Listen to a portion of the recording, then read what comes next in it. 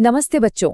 मैं रश्मि विश्वास केंद्रीय विद्यालय मासिमपुर से आज के इस खास विश्लेषण में आपका बहुत बहुत स्वागत करती हूँ। आज हम अपने इतिहास के सबसे गौरवशाली और देशभक्ति से भरे हुए अध्याय को जीने वाले हैं, और वो भी एक बहुत ही शानदार कविता के जरिए। सुभद्रा कुमारी चौहान जी की लिखी झांसी की रानी। यहाँ एक शब्द है प्रस्तुतकर्ता, जिसका सीधा सा मतलब है किसी विषय को आपके सामने लाने वाला, जो आज मैं हूँ। ये महज कोई कविता नहीं है, बल्कि साहस, शौर्य और अपनी मिट्टी के प्रति असीम प्यार का एक जीता जागता दस्तावेज है। तो चलिए इस अद्भुत यात्रा की शुरुआत करते हैं। क्या आप इतिहास के इस पन्ने को पलटने के लिए तैयार हैं? आज हम इस पूरी कहानी को एक क्रम में समझेंगे। सबसे पहले हम पृष्ठभूमि यानी पिछले इतिहास और रानी के बचपन पर बात करेंगे। फिर उनके विवाह और झांसी पर आए संकट को देखेंगे। उसके बाद स्वतंत्रता संग्राम, फिर उनका अंतिम युद्ध और वीरगति, और एकदम अंत में एक छोटा सा सारांश और प्रश्नोत्तरी होगी। तो बिना देरी किए पहले विषय से शुरुआत करते हैं।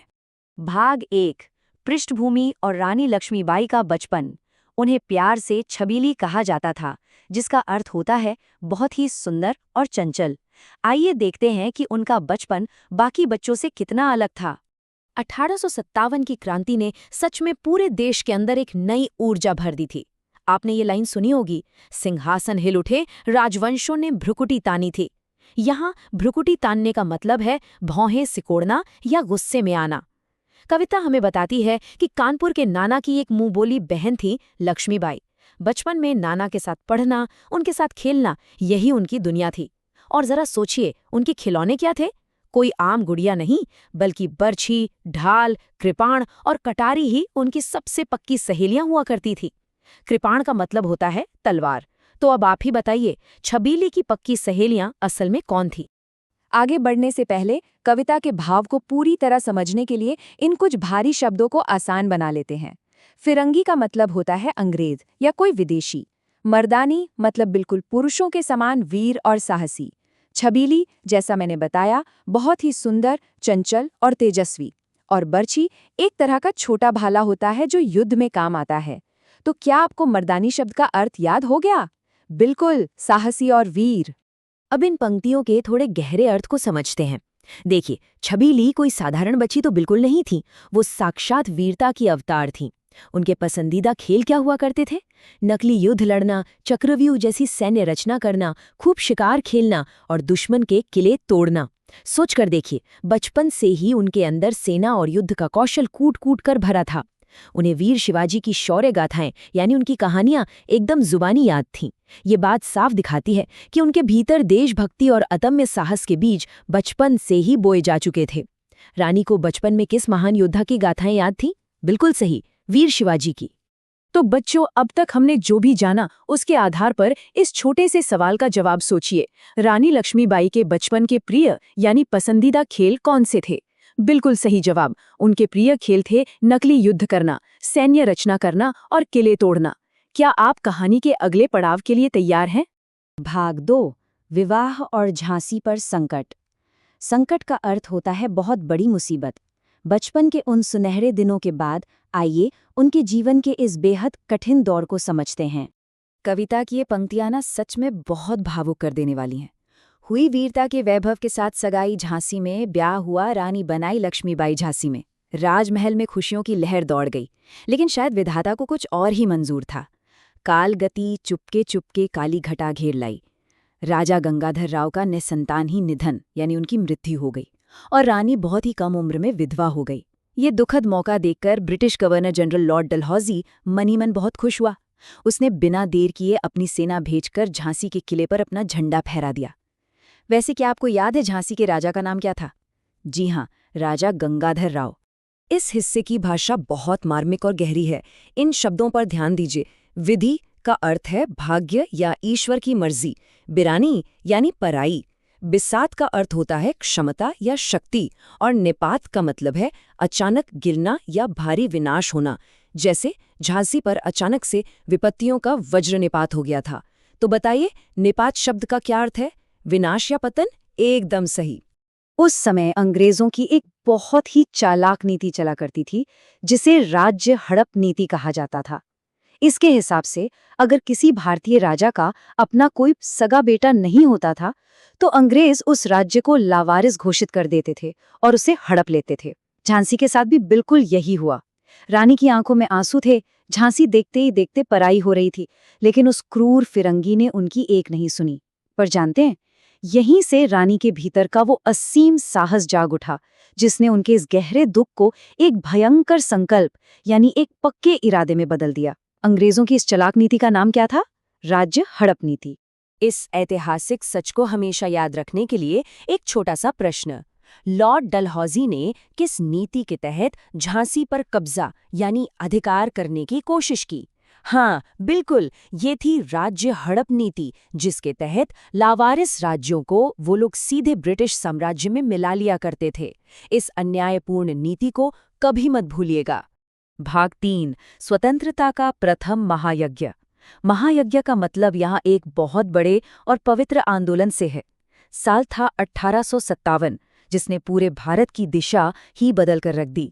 स्वतंत्रता की इस जबरदस्त ऊर्जा को महसूस करके देखिए। महलों ने दी आग, झोपड़ी ने ज्वाला सुलगाई थी। यहाँ ज्वाला का अर्थ है आग की तेज लपट। आजादी की यह कोई मामूली चिंगारी नहीं थी, यह हर एक भारतीय के हृदय से निकली हुई आग थी। अंग्रेजों के जुल्मों से रानी अपने महलों में रो रही थी और आम जनता अपनी झोपड़ियों में घुट घुट कर अपमान सह रही थी। तब जाकर वीर सैनिकों के मन में अपने पूर्वजों का सोया हुआ अभिमान जाग उठा और इसी महायज्ञ में बहन छबीली ने रणचंडी का रूप ले लिया। यह ज्वाला आखिर कहाँ से सुलगी थी? देश के हर घर, महल और झोपड़ी से। अगर हम इन घटनाओं को एक क्रम में रखकर देखें तो कैसे एक चंचल सी छबीली का बचपन बीता, फिर झांसी के रानी के रूप में उनका विवाह हुआ, उसके तुरंत बाद एक बहुत गहरा व्यक्तिगत दुख आया और ठीक उसी समय 1857 के इस महान क्रांति का आरंभ यानी शुरुआत हो गई। रानी का अपना जो व्यक्तिगत संघर्ष था ना, वो अब पूरे राष्ट्र के संघर्ष के साथ जुड़ गया था। व्यक्तिगत दुख के तुरंत बाद कौन सी बड़ी घटना घटी थी? जी हाँ, 57 की क्रांति। इस आजादी की लड़ाई में रानी बिल्कुल भी अकेली नहीं थी। सुभद्रा कुमारी चौहान जी ने अपनी कविता में कई ऐसे महान वीरों का नाम लिया है जिन्होंने कंधे से कंधा मिलाकर अंग्रेजों का डट कर सामना किया। नाना धुंदुपंत, तांत्या टोपे, चतुर अजीमुल्ला, अहमद शाह मौलवी और ठाकुर कुंवर सिंह। ये पंक्ति भारत के इतिहास गगन में अमर रहेंगे, जिनके नाम हमें चीख चीख कर बताती है कि कैसे इन सभी ने मिलकर विदेशी शासन के खिलाफ एक बहुत ही मजबूत मोर्चा खड़ा किया था। अमर का मतलब होता है जो कभी न मरे, जो हमेशा याद रखा जाए। रानी के साथ किन महान वीरों ने इस संग्राम में भाग लिया था? ये सभी महान योद्धा। चलिए अब जरा आपकी याददाश्त परख लेते हैं। कविता में झांसी के अलावा और किन शहरों का जिक्र है जहां आजादी की ये आग तेजी से फैली थी? वर्णित का मतलब है जिसका वर्णन किया गया हो। थोड़ा सोचिए। बिल्कुल, कविता में दिल्ली, लखनऊ, मेरठ, कानपुर और पटना जैसे शहरों में मची भारी धूम का जिक्र किया गया है। भाग 4, ऐतिहासिक युद्ध और वीर गति। वीर गति यानी युद्ध के मैदान में बहादुरी से लड़ते हुए शहादत पाना। कालपी और ग्वालियर के मैदानों में लड़ा गया ये ऐतिहासिक युद्ध जो हमेशा के लिए अमर हो गया। मैदान जंग में रानी का वो रणचंडी रूप जरा सोचिए। जब लेफ्टिनेंट वॉकर आगे बढ़ा तो रानी ने अपनी तलवार म्यान से खींच ली। आसमानों के नीचे एक भयंकर द्वंद्व यानी संग्राम छिड़ गया और वॉकर बुरी तरह जख्मी होकर हैरान रह गया कि एक महिला के भीतर इतना शौर्य, इतनी ताकत कैसे हो सकती है।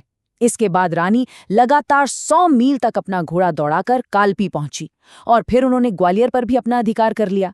लेकिन अंग्रेज कहाँ मानने वाले थे, वो फिर से अपनी पूरी सेना लेकर आ धमके। रानी ने लगातार 100 मील घोड़ा दौड़ाकर आखिर किस जगह पर अधिकार किया था? ग्वालियर पर। इस रणभूमि की स्थिति को थोड़ा ध्यान से समझते हैं। रानी ने जनरल स्मिथ को तो युद्ध में धूल चटा दी थी और इस काम में उनके साथ उनकी 2 अत्यंत वीर सहेलियां कान्हा और मंदरा भी डटी हुई थी, जिन्होंने युद्ध में सच में भारी तबाही मचा रखी थी। लेकिन तभी अंग्रेजों ने एक बहुत ही कायरतापूर्ण चाल चली। रानी के एकदम पीछे से जनरल ह्यू रोज अपनी विशाल सेना लेकर आ गया और उसने पूरा घेराव कर लिया। घेराव यानी चारों ओर से घेर लेना। अब रानी बुरी तरह से घिर चुकी थी। सामने एक बड़ा नाला था और उनका नया घोड़ा वहीं अड़ गया। रानी के पीछे से कौन सा अंग्रेज जनरल अपनी सेना लेकर आ गया था? जनरल ह्यू रोज। और फिर जो हुआ वो इतिहास के पन्नों में हमेशा के लिए सुनहरे अक्षरों में दर्ज हो गया। उस अकेली रानी पर अनगिनत वार किए गए, एक घायल सिंगनी की तरह लड़ते लड़ते आखिरकार वो गिर पड़ी और वीर गति को प्राप्त हुई। अभी उम्र कुल 23 की थी, मनुज नहीं अवतारी थी, हमको जीवित करने आई वन स्वतंत्र का नारी थी। अवतारी का मतलब होता है साक्षात ईश्वर का रूप। महज 23 वर्ष की छोटी सी उम्र में उन्होंने देश के लिए अपना सबसे बड़ा, अपना सर्वोच्च बलिदान दे दिया। सच कहूं तो वो कोई साधारण मनुष्य नहीं, बल्कि देश प्रेम की साक्षात अवतार थीं। वीरगति प्राप्त करते समय रानी की आयु कितनी थी? सिर्फ 23 वर्ष। रानी के इस महान शहादत को नमन करते हुए एक प्रश्न का उत्तर दीजिए। अंतिम यानी उस आखिरी युद्ध में रानी के साथ बिल्कुल कंधे से कंधा मिलाकर लड़ने वाली उनकी उन 2 बहादुर सहेलियों के नाम क्या थे? हाँ, उनके नाम काना और मंद्रा थे। सोचिए, क्या हमें इन वीरांगनाओं को कभी भूलना चाहिए? बिल्कुल नहीं। भाग 5 सारांश और अंतिम प्रश्नोत्तरी। सारांश यानी इस पूरी कहानी का निचोड़। अब हम इस महान जीवन के संदेश को समेटने की कोशिश करेंगे।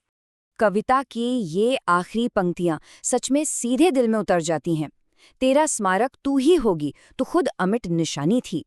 यहाँ स्मारक का अर्थ है किसी की याद में बनी हुई कोई रचना या यादगार। कवित्री कहती हैं कि चाहे इतिहास उन्हें भूल भी जाए, चाहे अंग्रेज उनकी उस झांसी को अपने तोप के गोलों से मिट्टी में मिला दें, लेकिन रानी लक्ष्मीबाई का सच्चा स्मारक कोई पत्थर की इमारत नहीं हो सकती। उनका सच्चा स्मारक तो वो अमर प्रेरणा है, वो देशभक्ति की धधकती हुई ज्वाला है जो उन्होंने हर एक भारतीय के दिल में हमेशा के लिए जला दी है। कवित्री के अनुसार रानी का सच्चा स्मारक क्या है? उनकी खुद की अमिट कहानी।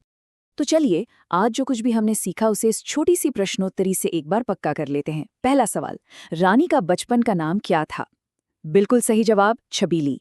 दूसरा, पीछे से धोखे से हमला करने वाले उस अंग्रेज जनरल का क्या नाम था? जी हाँ, जनरल ह्यू रोज। और तीसरा, इस रोंगटे खड़े कर देने वाली ऐतिहासिक कविता की महान कवियत्री आखिर कौन है? एकदम सही, सुभद्रा कुमारी चौहान जी। बच्चों, ये शानदार कविता हमें सिखाती है कि सच्चा साहस कभी भी उम्र या जेंडर का मोहताज नहीं होता। आज के इस खास विश्लेषण को खत्म करने से पहले आपके लिए छोड़कर जा रही हूं एक विचार। आज के इस आधुनिक युग में हम रानी लक्ष्मीबाई के इस अदम्य साहस और देशभक्ति को अपने जीवन में, अपने रोजमर्रा के कामों में कैसे उतार सकते हैं, इस बारे में सोचिएगा जरूर। जय हिंद।